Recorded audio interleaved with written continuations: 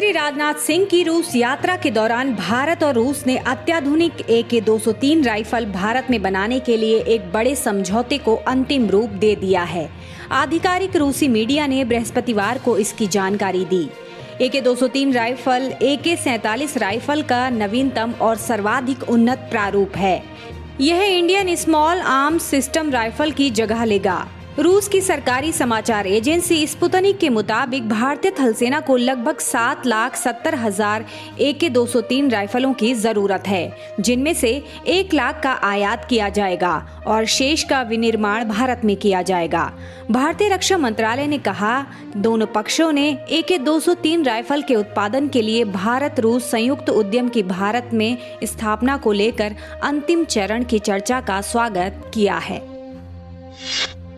France ने संयुक्त राष्ट्र सुरक्षा परिषद में स्थायी सीट और सुधारों के लिए भारत का समर्थन किया है। इसके अलावा उसने G4 समूह के कुछ अन्य देशों को भी स्थायी सीट देने की मांग का समर्थन किया है। भारत में फ्रांस के राजदूत इमैनुअल लेनी ने एक ट्वीट में कहा, फ्रांस भारत और G4 देशों की UNSC में स्थायी सदस्यता का जोरदार ढंग से समर्थन करता है। लेनी ने अपने ट्वीट में कहा, यह सोमवार को संयुक्त राष्ट्र में भारत के उप स्थायी प्रतिनिधि के नागराज नायडू द्वारा लिखे गए पत्र का अनुसरण करता है, जिसमें सुरक्षा परिषद में न्याय संगत प्रतिनिधित्व के सवाल पर सरकारी समझौते के बारे में मसौदे पर जोर दिया गया था।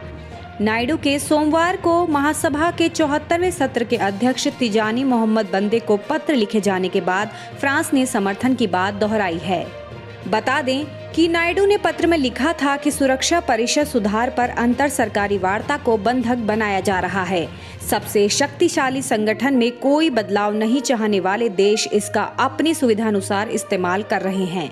भारत संयुक्त राष्ट्र सुरक्षा परिषद के 1 जनवरी 2021 से शुरू हो रहे 2 वर्षीय सत्र में अस्थायी सदस्य के तौर पर शामिल होगा।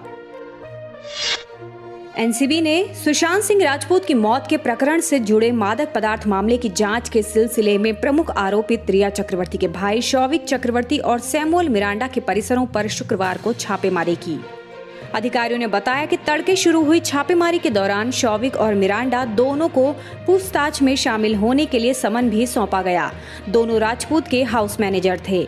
एनसीबी के एक अधिकारी ने बताया कि छापेमारी के दौरान बड़ी संख्या में मीडिया कर्मियों के वहां मौजूद होने की वजह से दोनों ने अधिकारियों से कहा कि वे एनसीबी दल के साथ ही आएंगे।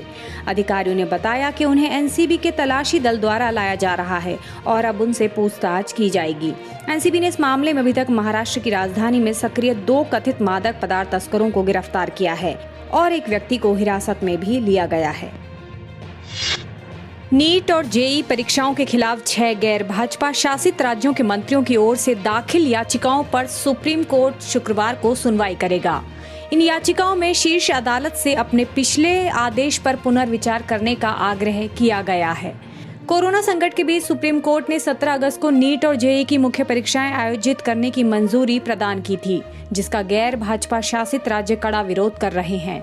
इन राज्यों का कहना है कि कोरोना महामारी के बीच देश भर में जेईई और नीट की परीक्षाएं आयोजित कर छात्रों के जीवन को खतरे में नहीं डाला जा सकता है। परीक्षाएं कराए जाने का विरोध कर रहे राज्यों के मंत्रियों का दावा है कि सुप्रीम कोर्ट के आदेश में छात्रों के जीवन के अधिकार की अनदेखी की गई। 13 सितंबर को नीट की परीक्षाएं आयोजित होनी है, जिसमें लाखों छात्र शामिल होंगे। वहीं जेईई की मुख्य परीक्षाएं 1 से 6 सितंबर के बीच होनी है।